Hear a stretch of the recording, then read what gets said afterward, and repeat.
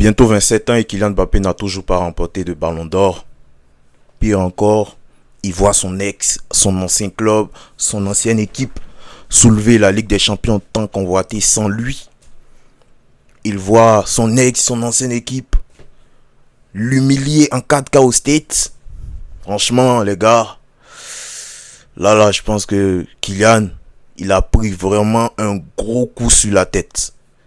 Ce qui s'est passé hier, toute cette saison, les gars, le PSG qui réalise une saison exceptionnelle sans lui, cette comparaison un peu avec Dembouz, enfin, ce que Luis Enrique lui aurait demandé, qu'il n'arrivait pas à faire, et ce que Dembouz fait, franchement, les gars, tout ça, quand tu rassembles tout ça, Kylian, je suis sûr actuellement, même si ça reste un grand champion et tout, mental d'acier, il n'y a pas de problème, mais les gars, là, il a des maux de tête, mais des maux de tête de fou.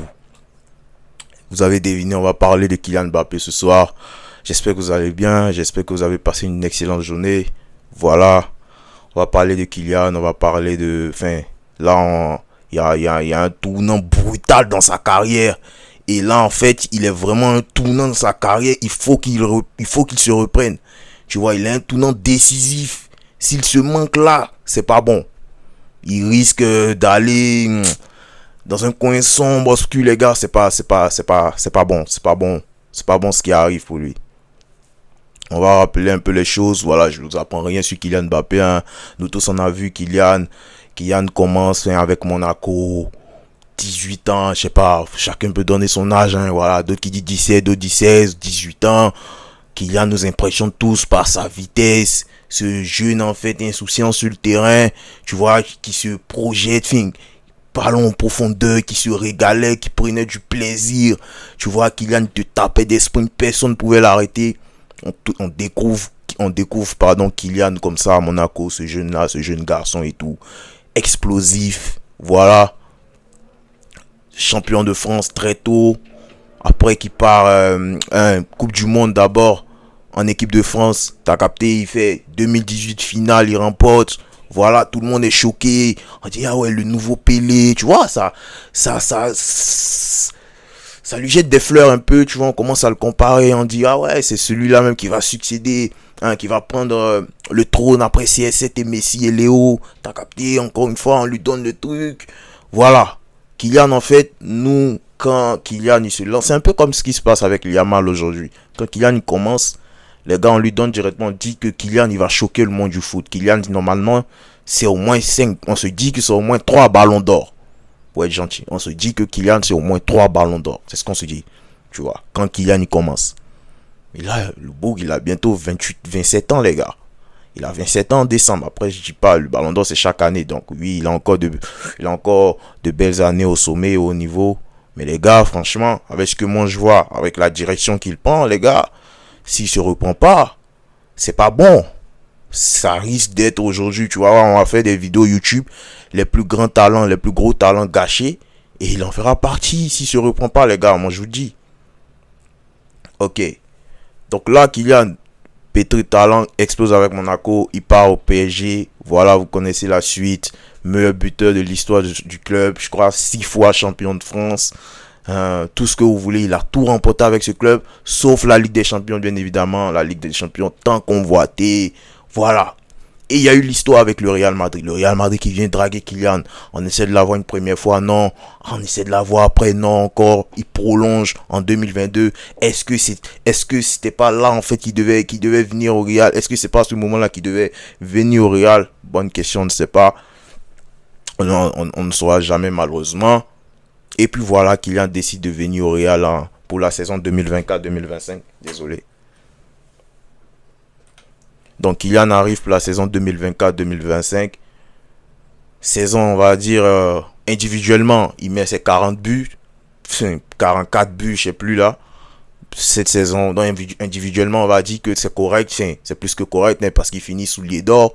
Voilà, il commence bien l'année 2025. Il finit bien sa saison 2024-2025.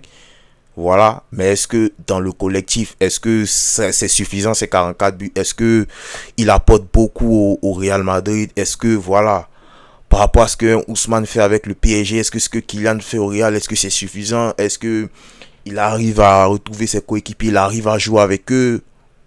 Plein de questions.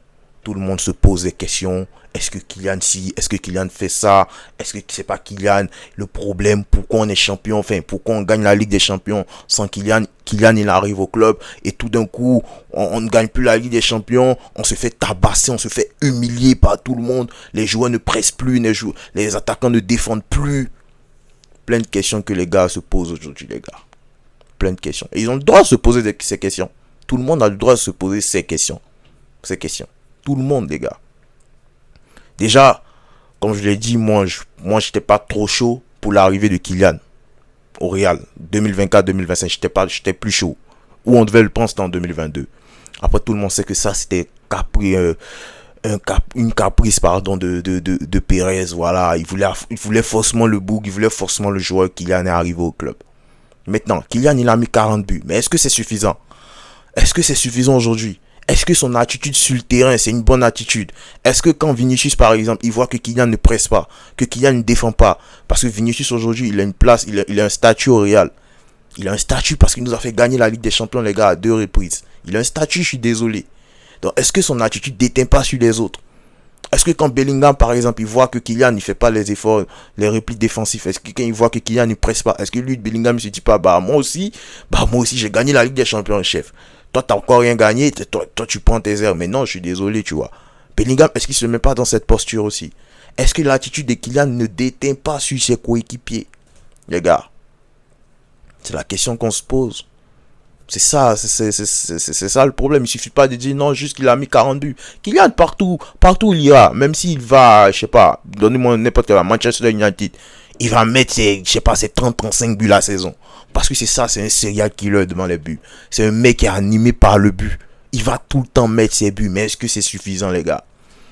Et quand tu regardes, quand tu fais une comparaison, par exemple, avec ce qu'il fait, avec ce qu'il faisait, au PSG, les saisons dernières, et tu prends la saison de Dembélé, les gars, c'est le jour et la nuit. Aujourd'hui sur les réseaux, tu vois, ça tourne partout cette fameuse vidéo de Luis Enrique et de Lucho qui lui dit ouais, t'es un grand joueur, t'es un Michael Jordan, je sais pas quoi là. Mais voilà, Michael Jordan, il défendait, il faisait ci. Moi, je te demande de faire ça, et tu vas voir, tu vas remporter tout, tu vas tout gagner, tout ça. Et chose que Kylian n'a pas réussi à faire, enfin, il n'a pas prolongé avec le PSG, il est arrivé à Madrid. Mais c'est ça que Dembouz fait aujourd'hui. C'est ça que Dembélé fait aujourd'hui. Quand tu regardes le match de Dembélé hier, les gars, cette saison, face aux grands, c'est quelqu'un qui aime presser déjà. Il aime ce qu'il fait, il croit en ça. Dembouz, il presse avec amour et joie. Il presse, il se dit, ok, je presse, je sais que je vais avoir les bugs. Au pire, même si je les ai pas, ils vont dégager la balle, on va récupérer le ballon. Il presse avec conviction. Il presse en fait, il se dit, ouais, je vais récupérer ce ballon, je ne le lâche pas. Et ça, c'est ce que Kylian n'arrive pas, c'est ce que Kylian ne fait pas. Faut dire les termes. Kylian ne presse pas, Kylian ne défend pas. Oh, ce qui s'est passé hier au States, cette leçon du PSG, moi j'ai vu tout le monde courir. Il y a une action, même Kylian, il a le ballon entre les pieds, qui fait un retour sur lui, qui défend sur lui, c'est Kvaratskhelia. Quel recrue encore, une parenthèse vite fait, Kvaratskhelia, franchement, arrivé en hiver, ce qu'il a réalisé, c'est historique. Franchement, c'est historique. Bref, ça c'est une petite parenthèse. Mais voilà, c'est ça. Il défend pas, les gars. Il défend pas, il presse pas. Et est-ce que son attitude, ça déteint pas sur les autres? Moi, je pense que oui. Ça déteint un peu sur les autres. Je suis d'accord que Kylian, ok, offensivement, il y a pas de problème. Il nous aide beaucoup offensivement. Et je dis pas que c'est le seul problème du Real, non. Je dis pas que c'est Kylian le seul responsable de cette défaite. Non, c'est pas ce que je suis en train de dire. Ceux qui m'écoutent. Mais je suis en train de parler de son attitude sur le terrain. De son implication, enfin. Le jeu sans ballon. Comment il se comporte quand on n'a pas le ballon. Et c'est ça. Aujourd'hui, Kylian, c'est pas un joueur qui court. C'est pas un joueur qui court, c'est pas un joueur qui défend, c'est pas un joueur qui va presser, c'est pas un joueur qui va aller chercher le ballon. Et là, en fait, tu vois que le joueur qu'il aurait dû être, c'est-à-dire ce que Lucho attendait de lui, c'est-à-dire Dembélé, Lucho attendait tout ce que Dembélé est en train de réaliser. Normalement, c'est Kylian qui devait le faire. C'est Kylian qui devait faire ça. Mais non, c'est pas le cas. C'est pas le cas. Et dites-vous, dans quel monde tu pouvais t'imaginer un jour qu'Ousmane Dembélé, que Dembouz, ça me fait rire, que Dembouz serait candidat au Ballon d'Or, numéro 1 au Ballon d'Or devant Kylian Mbappé. Moi, tu me dis ça il y a 2-3 ans, enfin 4 ans de cela. Je peux pas y croire. Je n'y crois pas, les gars. Dans quel monde Ousmane Dembélé est devant Kylian Mbappé au Ballon d'Or? Et je pense que là, en fait, moi, si je suis Kylian, là, je dois me poser des questions. Parce que si tu te poses pas des questions, c'est grave. C'est grave, les gars. Tu vois ton équipe qui claque tout, qui remporte tout, qui nique tout. Il nique tout le monde. Tu vois, c'est les scores 4-0, 3-0, 2-0, comme tu veux. 2-0 à 9 contre 11. Ils tapent tout le monde. Tu vas les voir, ils vont tout remporter. Là, ils sont en finale de Coupe du Monde des clubs. S'ils remportent ces Coupes du Monde des clubs, c'est historique, les gars. C'est une saison historique. C'est une saison du PSG. On va en parler dans 5-10 ans. Il y a des documentaires qui vont sortir sur ça. Les gens vont écrire des livres. Les écrivains, ils sont chauds déjà. Ils ont déjà le stylo entre les mains. Ils sont prêts à rédiger, tu vois, à faire des romans, des trucs pour expliquer ça, en fait, au bout qui viennent de naître. Les gars, cette saison du PSG, ils vont remporter. S'ils remportent la Coupe du Monde des clubs, c'est juste historique. Là, je transpire tellement, ouais. Et là, toi, tu vois Kylian, tu vois tout ça. Et hier, moi, je pense que hier, franchement, ce qui s'est passé, normalement, si là, Kylian, tu te poses pas des questions, si là, en fait, tu te dis que non, ça va, tranquille, il n'y a rien, c'est pas grave, non, il y a un problème. C'est que là, il y a un problème, ton entourage, je sais pas, il y a quelqu'un dedans qui veut pas tomber, il y a un problème. Il y a un problème. Même athlétiquement parlant. Tu vois que hier, tu le voyais, frère. C'est pas ça. C'est pas ça du tout. C'est pas ça, les gars. Et c'est choquant. Il n'est pas physiquement, il n'est pas à 100%. Tu comprends pas. Il fait pas d'effort. Il fait un faux pressing. Mais c'est ça qui me fume et c'est ça qui me tue. Il fait un faux pressing et je déteste ça. Ce faux pressing. T'as dit, le pressing, quand il y a les caméras, tu vois, tu cours un peu vite fait. T'es mal le troisième but.